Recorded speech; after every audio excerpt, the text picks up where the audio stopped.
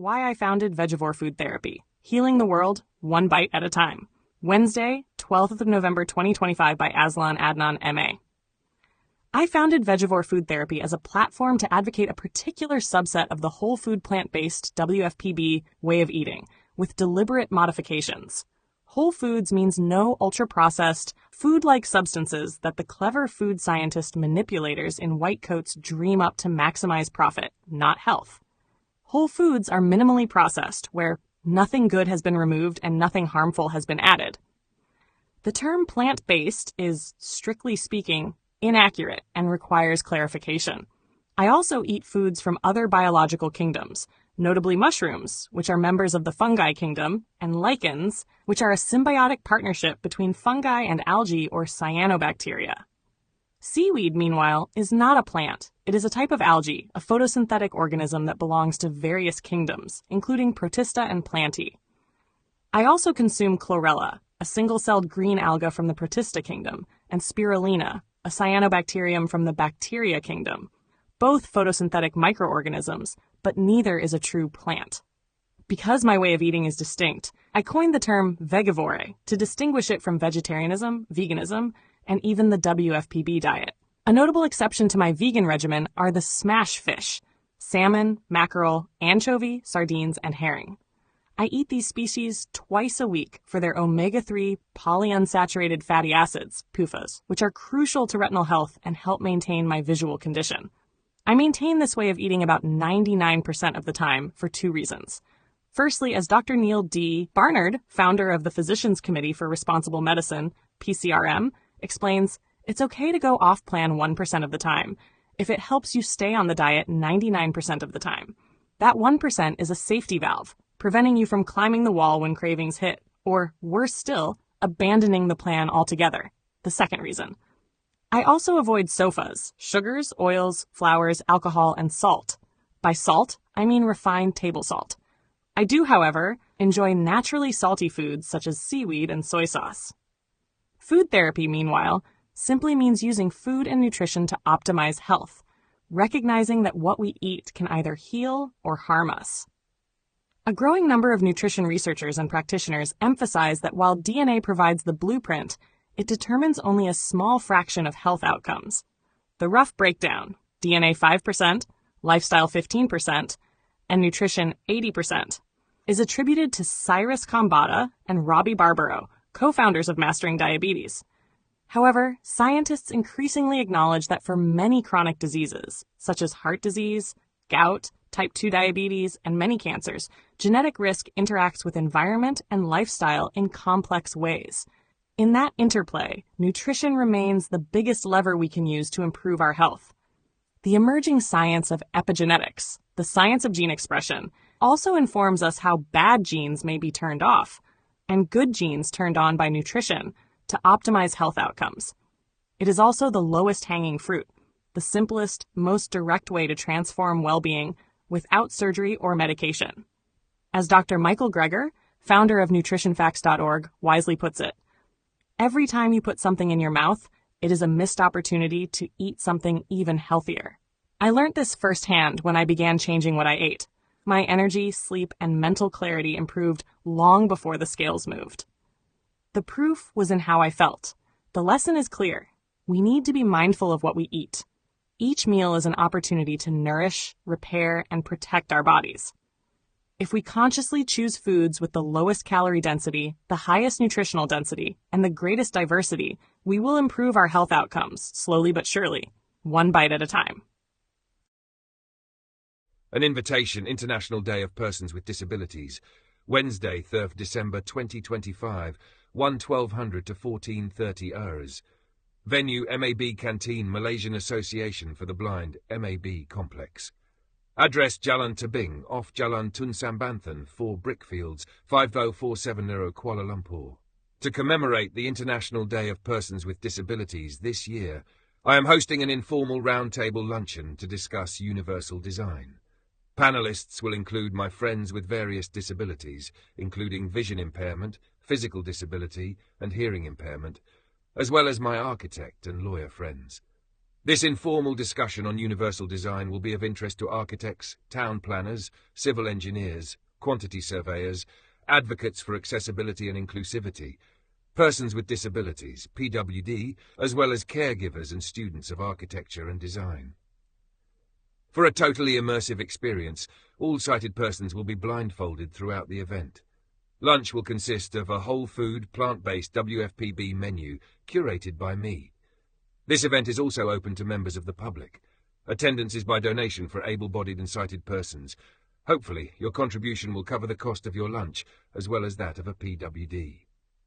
Seating is limited, and at the moment there are 15 places left. To confirm your attendance, please make your voluntary contribution by scanning the QR code.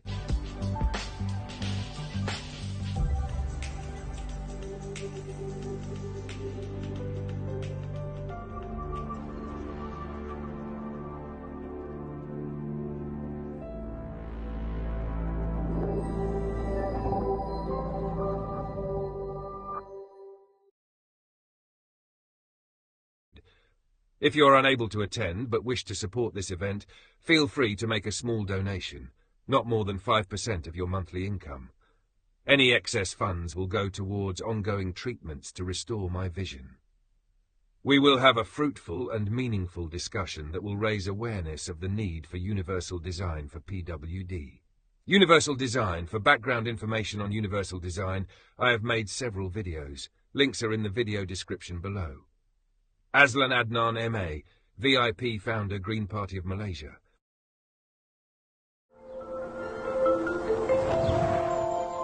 International Day of Persons with Disabilities, Wednesday, 3rd of December 2025.